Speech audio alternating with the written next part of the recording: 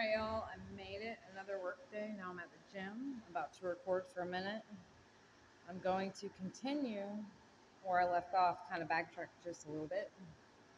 Alright, I was drugged and had to live in the neighborhood with everyone talking about me. And I didn't know what happened. Beach Bum later realized I was raped. It started to become something normal for me. It didn't even faze me like it would most females. I never got emotional about it.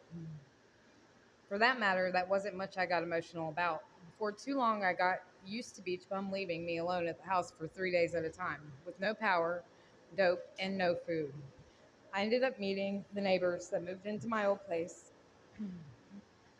which literally I would starve and the neighbor fed me. Come to find out, he was gay.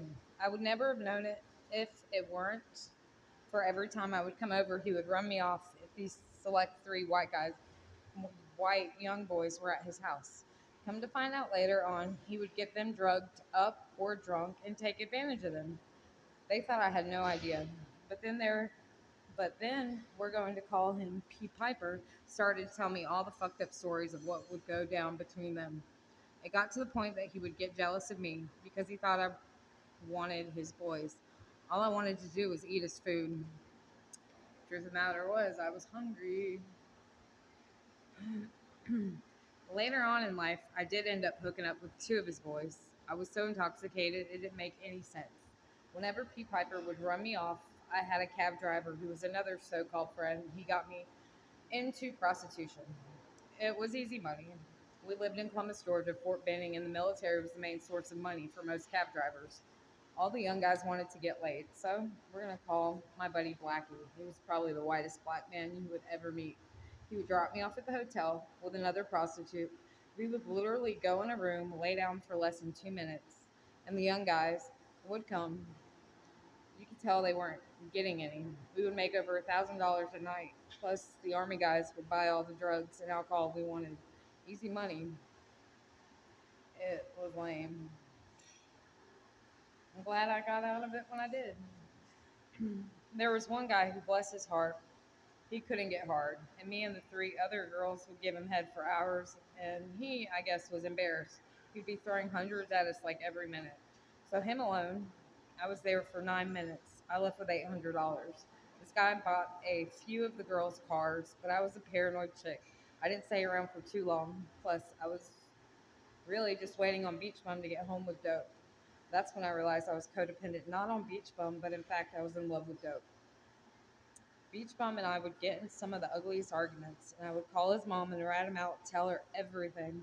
He is a mama's boy and didn't believe shit I said. She just blamed everything on me.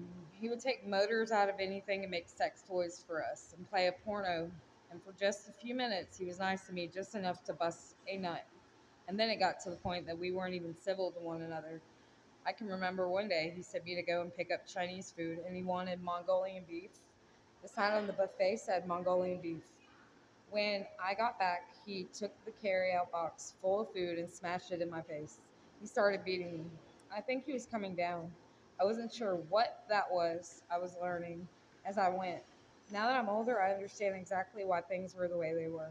I used to be Beach Bum's lookout when we would go and steal shit, just in case the cops were pulling up.